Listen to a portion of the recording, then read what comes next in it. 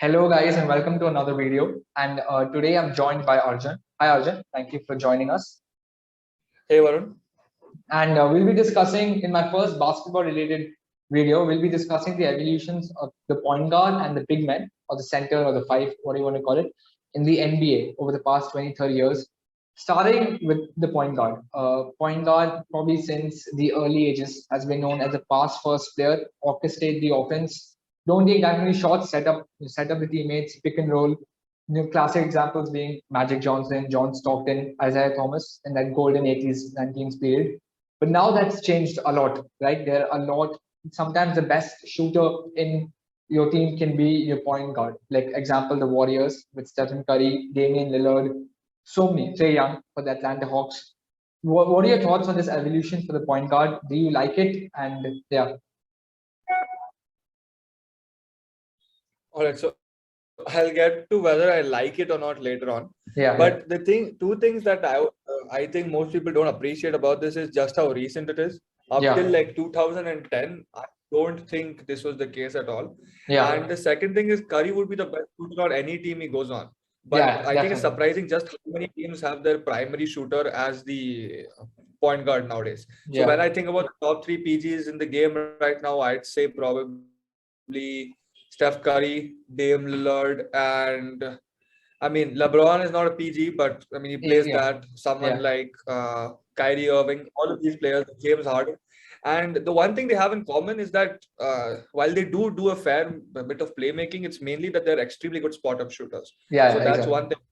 Yeah, but again, the thing is, I mean, you got a lot of teams in the NBA. It's just that teams which have a dominant point guard are doing so well. Yeah. But if you look at all the other teams, they still do have traditional point guards in the game, and you do have to drive first point guards as well. Yeah. John Paul, then who else? Russell Westbrook. All of these are drive first point guards, right? Yeah. And the thing is, it's better if Russell Westbrook doesn't shoot taken up by say the small forward. Yeah. Exactly. Yeah, so that's my point. And as to whether I like it or not, I mean, I appreciate both of them. I appreciated the 2000s type of basketball as well. That was a little bit more gritty, and I mean, that was more aggressive compared to probably now. Yeah. Exactly. Now it's a smoother game. It's a cleaner game, especially the way the Warriors played. But it also can be a little bit boring the way the Houston Rockets used to play it. So I think there are two sides to that coin. Yeah, definitely. And we have to also notice how the trend, as you said, most of the teams that are winning these days have the point guard as probably the best player in that team. Right? If you look at probably just the Houston Rockets team that won in 94, 95, their starting point guard was Kenny Smith. Right? I mean, good player, but definitely not an all-star level. Hakeem Olajuwon was, of course, the main guy. Even the Chicago Bulls dynasty, the main guys were Jordan and Pippen, not their point guard. But now, as you said, the Warriors with Stephen Curry changed everything. And similarly, it's a situation with big man. We'll get to that later. But as you said, that pass first to shoot first, is it a good trend? Is it a sustainable trend? Do you think they should be focusing on just doing the roles of a point guard, or is it okay that the game is evolving? It's just a part of a sport. All right.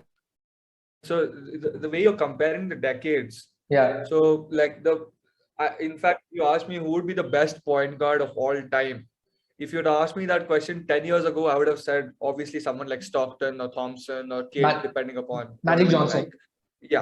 Yeah. But what do you call the fact is that question is completely wrapped up in what you even consider to be a point guard anymore. Because for me, on an objective level, the best player who's played the point guard position is definitely Curry, right? Obviously, Curry is just the not best. Johnson, not Magic Johnson. Is he better than Magic Johnson? On the offensive end, at least, I think Curry is absolute dynamite. But I wouldn't even classify Curry as a point guard anymore. He averages four assists a game. Magic Johnson, Stockton used to average 10 assists a game. Yeah. So that's the point I'm trying to make up, because Stockton, Kidd, all of these guys were small guards, very small guards. Not Johnson, definitely. He was 6'9". Yeah, Johnson. He was an exception, right? Exactly. He's obviously an exception. But I'm talking about the more pure point guards, like And the thing is, they were there till the 2010s as well. Okay, I think we forget people like Tony Parker exist. Are you getting my point? These were definitely assist first point guards. Yeah, and these were underbuilt, underbuilt guards who just used to assist first, right? But someone like Johnson and someone like Iverson, they come along once in a decade. Because Iverson was the beginning of the trend, I think, of a more scoring point guard. Yeah. No, actually, many people didn't consider Iverson as a point guard because he used to shoot so much. Many just thought he was a two guard, not a point guard. Because... Yeah. So most people, I mean, I would call him like a shooting guard who was too small to be a shooting guard. Because shooting guards have traditionally been a little bit bigger than point guards. So he was just too small to play that position. I don't think he broke 6 feet. His listed height is 6'1". At peak, he would be 6 feet. I don't think he would cross 6 feet. Yeah. Exactly. But the thing is, I think the transition was more from assist first, score very little, maybe 5-6 points a game, to someone who shoots a lot of mid-range and who uses the threat of a pick and roll to get off shots. Someone like Allen Iverson or Chris Paul. And I mean, you mentioned pick and roll. They were coexisting with pass first. Malone was the king. Yeah. No, I was saying you said pick and roll. Stockton, Malone were the king of the pick and roll, right? Exactly. Nash and Stoudemire. Oh yeah, so Steve Nash as well, right? So my point is, people like Steve Nash and Tony Parker coexisted along with Iverson, and then say someone like Chris Paul, right? Who started scoring a bit more. And then as you start going into the 2010, you start noticing that point guards are scoring more because you had people like Derrick Rose, right? Drive first. You had people like John Wall. You had people like all of these people were scoring more, but they weren't shooting a lot more. And then suddenly, beginning from 2014 and 2015, you have all of these point guards who are absolutely lights out shooter from beyond the arc, right? You have people like Dame Lillard, you have Kyrie, you have people like then you have Curry, right? And then Curry just changes the game altogether. And so that's my point, saying that especially if you were trained in if you went to Europe and played for a couple of years and then you transfer to the NBA and the game as such, the game is still a lot more traditional than the NBA has become. Are still most point guards in the league are still like, at least they will average 5 to 6 assists a game. But on the whole, the top point guards in the league have started scoring a lot more. That I think is the trend. I don't think the trend is as drastic as most people say. That's what. And talking about the point guard, it's been the complete opposite trend of the big man, right? The number 5. If you look at the early 80s, 90s, they were the golden periods of big man, right? We had Olajuwon, Shaq, David Robinson, Patrick Ewing. That time it was considered, for apart from the Chicago Bulls dynasty, any other good team in the 80s and 90s were defined by the big man, right? The better the center, the better the power forward, the better your chances for winning a ring. And flash forward 20 years later, people are talking, is the position dead? Is it extinct? Does the center have any role in basketball? Again, why? And your thoughts on this? Yeah, so I mean, I think the reason was starting from 1995, right? They banned hand checking. They banned hand checking. They introduced defensive 3 seconds, all of these rules. So what I think these rules did was they forced defenses to shift to like a zone defense. Away from a man-to-man. And in turn, that made pick and rolls very easy, right? And in turn, that spaced out the entire game. Because when you can't have a defensive player who's not guarding someone inside the free throw lane for more than 3 seconds, that means that your big men are in danger, because big men were never mobile. Right? So that was the beginning of the end for the big man position, I think. And the second thing was, once people realized that if you have a number of good shooters on your team, then you don't need ball. Exactly. Exactly. And so I think the term big man is extinct, but the center position has been redefined. The center position no longer refers to just a big man, because the big man is a term associated with people like Hibbert, right? people like Shaq who couldn't shoot to save their lives, right? But at the same time, you still have people like Embiid, Jokic. You have tons of big men dominating the league, right? In fact, I'd say Antetokounmpo still has the size to play center. Yeah. Even he had the size to play center. But the thing is, they've redefined their games completely. Embiid can duke it out in the low post, but at the same time, he can shoot a very good mid-range. A good mid-range and Exactly. 3-point. Exactly. And I think scouts haven't caught up to the way the league is changing. I mean, I think up until 2 to 3 years ago, they were still drafting people like Aiton, and they were drafting big men just because they had some They were potential. big. Yeah. The game is changing a lot from a height to skill based, right? Like probably in the 80s, 90s, if you were above 6'9", 6'10", you had to be a center or a power forward. You couldn't really, I mean, apart from Magic Johnson. But now we have, Dirk Nowitzki. He was the size of a center, but he could shoot the mid-range really well.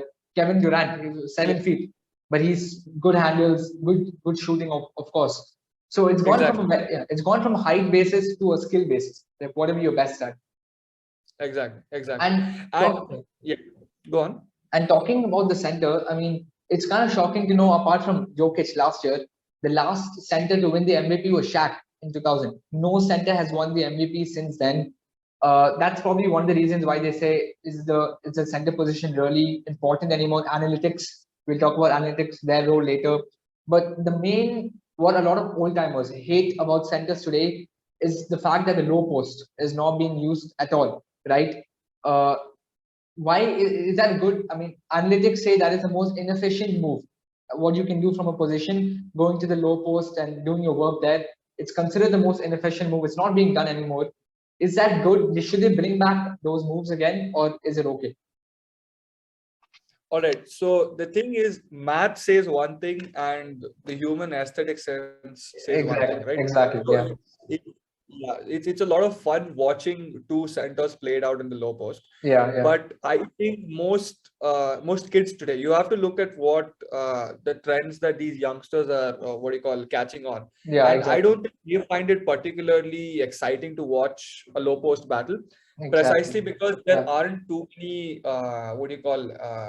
NBA stars who are centers. Exactly.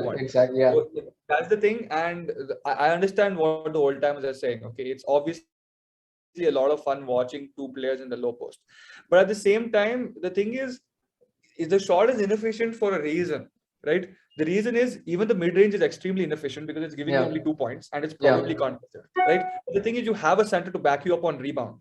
The low post takes up so much of the energy of the center that they can't go for the rebound. Exactly. And because teams are opting for only one extremely tall player, that means that you can't even have a tall enough power forward to go for the rebound. So rebound becomes a random scrabble, right? And so the low post was fun, and it was really fun while it lasted. But you could see even by 2010 that someone like Kevin Love, who had the size but not necessarily the strength to play in the low post, he was just taking high post shots. Even LeBron, all of the, even Embiid doesn't like playing in the low post because he knows that that's a higher chance of injury there, right? So he shifted his game upwards, not only by the 3 ball, but he just goes into the high post, turns around and takes a quick shot. Right. So that's the thing. And I understand what the old timers are saying, but the game has been changing for the past 20-30 years. You are going to exactly. You have to adapt or die, right? Adapt or die. I mean, exactly. And you make a great point about the kids, which might sound silly, but it's only the kids who play now are going to grow up to be NBA professional players. And I mean, at least both of our childhood, the only one everyone wanted to be was Steph Curry. Everyone wanted to just shoot it from absolutely anywhere in the court. No one wanted to go do the low post. No one wanted to do that. I remember playing it from random places. They just shoot it, and so that's the trend in the game, right? And you have to evolve. And analytics is a word that a lot of the old timers, Charles Barkley has said it's just a lot of spew. He hates it. None of the old timers think much of it. But what analytics prove to us, if I take X shots and if I'm a 33% shooter from three-pointer and I take X shots, I'm going to score more points than if I'm a 50% shooter from the mid-range, right? And I take the same number of shots. that sort of exploded the NBA, right? And that is one of the reasons the big man is extinct, because the three ball game has become so popular. So many traditional centers, like Roy Hibbert from the Pacers, he had a great stint, couple of years with the Pacers. Joakim Noah, they're not in the league anymore because of their inability to constantly hit the three ball. Is it necessary for all centers to adapt? Can a winning team still have a traditional center? So the thing is, first of all, the kids point that you brought up, I think the reason, 3-point shooting is effective, right? But the reason people caught up to it and people became so popular was because of the fact that everybody can shoot, but not everybody can dunk, right? Yeah. So that's one small exactly. So, I mean, everybody agrees that probably LeBron has been the best player of the last 20 years, but nobody can do the things LeBron does. So he's obviously there are a lot more Curry fans, Curry or young Curry fans. Yeah. And coming to the point about players like Hibbert and stuff, I mean, dude, Hibbert's game is gone. Hibbert's game has disappeared from the NBA. Exactly. You're getting my point. Hibbert's game, people like DeAndre Jordan, their game has absolutely disappeared from the NBA. And there's a reason we call them dinosaurs, right? And the thing, and now, when I used to watch them maybe 5-6 years ago, I found the game pretty interesting. But now when I watch it, I don't like watching it because it's too slow. I get my point. It's too inefficient. They miss shots. It isn't interesting enough anymore. And so that's partly the Warriors' fault. But what I've noticed is, while most teams don't need a low post center, the teams that are copying the Warriors by getting by adopting a more shoot first approach, they haven't been able to replicate the success of the Warriors in any way. And that's part of the thing, because the analytics argument is this. The analytics argument was, if you don't have the size, then you can invest more in shooting. And if you have at least 3 shooters on your team who can knock down open shots, then you have a high chance of overpowering or overscoring a team that is shooting consistent mid-range. It wasn't that if all of the team starts chucking up threes. It requires an investment into talent of 3-point shooting in the first place. It's not that you're going to pop up with a team of 5 NBA players and just call it a day, right? You need to invest in shooting talent in the first place. Because if you look at the Warriors don't just make contested shots. Those are the highlights that we watch, right? Exactly. They make the open ones.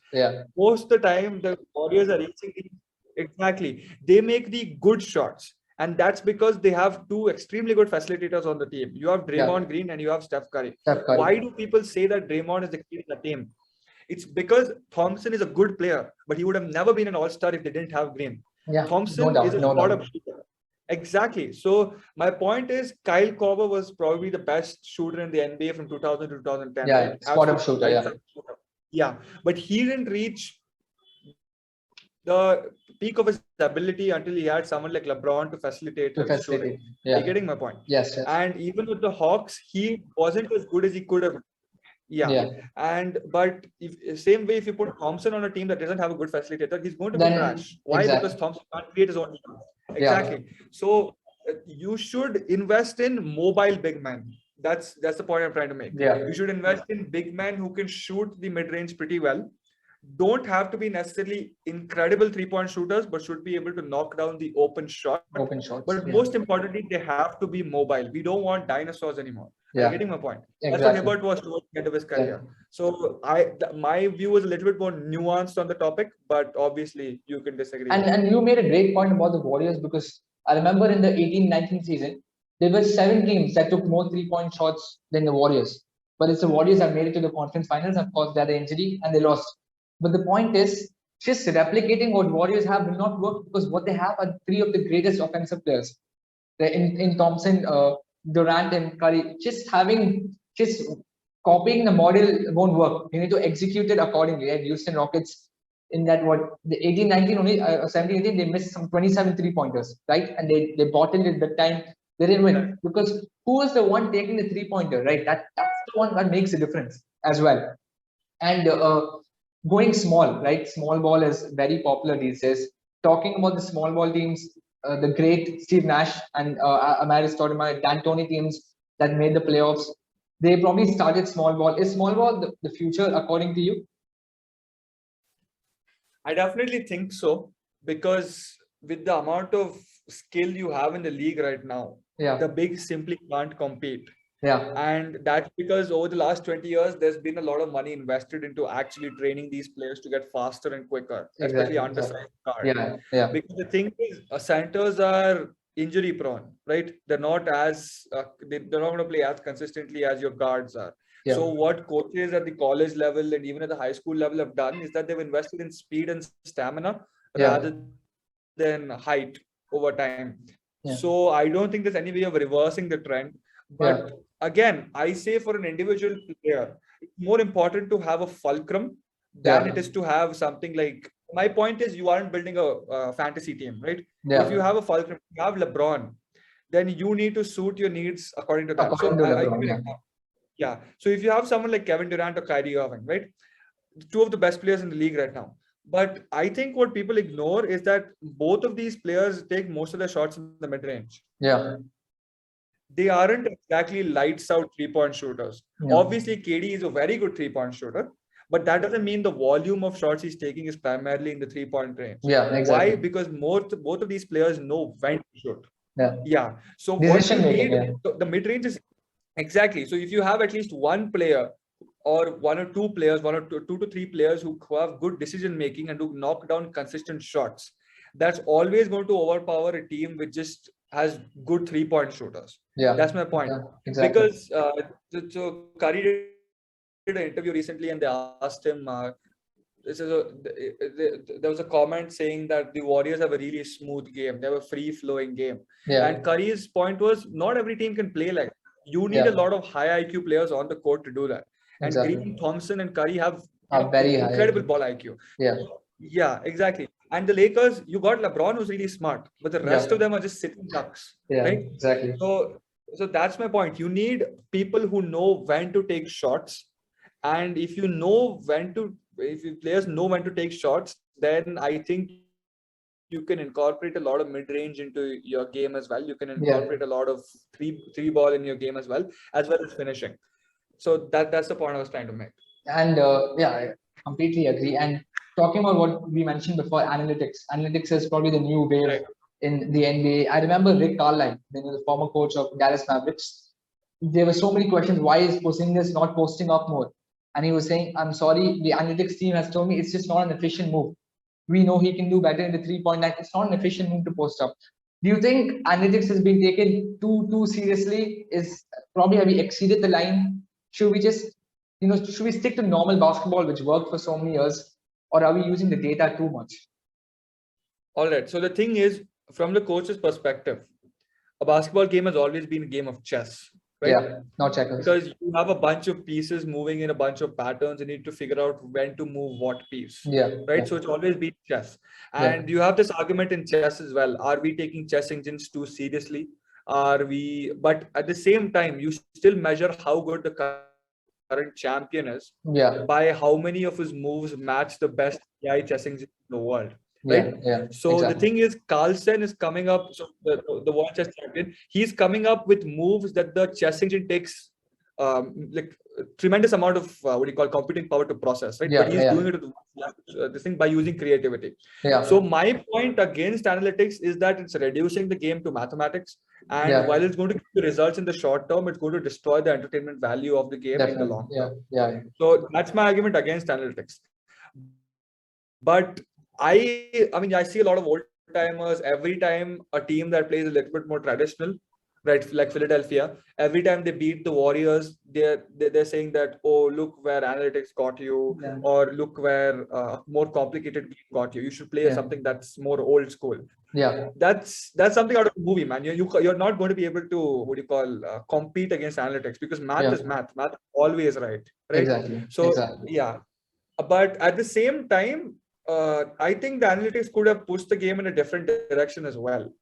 So what Mori noticed was that so given the current NBA scenario, given the foul rules and all of that, and given the amount of scoring talent and shooting talent in the league right now, under these circumstances, the 3-ball is an efficient move. Yeah. But maybe the NBA introduces some other new rules in order to shift the game then back. You have to change it. Yeah. Exactly. So that's definitely a possibility, and I don't think that's a possibility that we should rule out anytime soon, because the rules keep changing.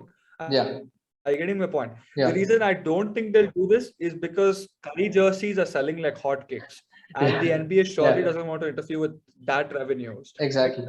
And so that, I think, reminds us that basketball is a game, but it's a game with a tremendous amount of money involved. Yeah. So I don't think they'll change the rules. Exactly. But one thing I have noticed. Yeah, go on. No, and what you said is they had, in the early 2000s they had the rule change, right, which made the game became more guard friendly instead of big friendly. And we don't know, in a couple of years Adam Silver might have a brain shock and like let's change the rules to what it was before. So we have to evolve, we have to adapt, and I hope the old schoolers understand that in the end of they always say that they wouldn't do it like this, but I think when their livelihood depends on it, if they were playing today, I'm sure Shaq would be in the arena practicing 3-pointers all day. I'm sure. Exactly. But yeah. And I think it's going to make the greatest of all time conversations a lot more complicated. Yeah, definitely. Now you can see that from the 50s to say 2000, the game evolved, it changed, right? But it was still a familiar kind of basketball. Yeah. But the thing is, 2020 basketball is almost distinguishable from 2000s basketball. They're scoring similar amount of points, but they're scoring them in such different ways. Right? You have players dominating the league right now who would have difficulty getting into an NBA squad in 2000. Yeah. What's Curry going to do in a squad in the 2000s? Exactly. Right? What is he going to do? Such a high usage rate, attempting so many 3-balls. So Curry wouldn't have done well in the 1990s, right? But I think one point to bring up is that someone like the great players are still great. I get him the point. KD would have dominated in any era. Would have dominated in any era of the game. Exactly. So that's one thing. And you brought up analytics. So once Morey started, like he started advising the Rockets and stuff. Yeah. I think everything has had analytics. What do you call it? Department. Analytics squads. Yeah. But the relative importance that the coach gives to them has definitely increased. Yeah. So if you've seen that movie Moneyball, that was about baseball. Yeah. But that was also about how applying math can actually create a better. And that was focusing on the basic fundamentals, like getting to base is what's most important in baseball, right? In basketball, what's most important is scoring points. So analytics have their plus and minuses, right? I'm sure that the game has sort of improved to some extent, but we need to know where to cross a line, right? How much to take, how much seriously, And that's it for this episode, guys. Thanks so much for joining us, Arjun. It was a really fascinating discussion. And let's see what the game of basketball has to offer us. I know this is my first basketball video, so I'm a little rusty, but I'm going to read up a lot more, watch a lot more, and stay tuned for more content. Thank you, guys. And that's it. Bye.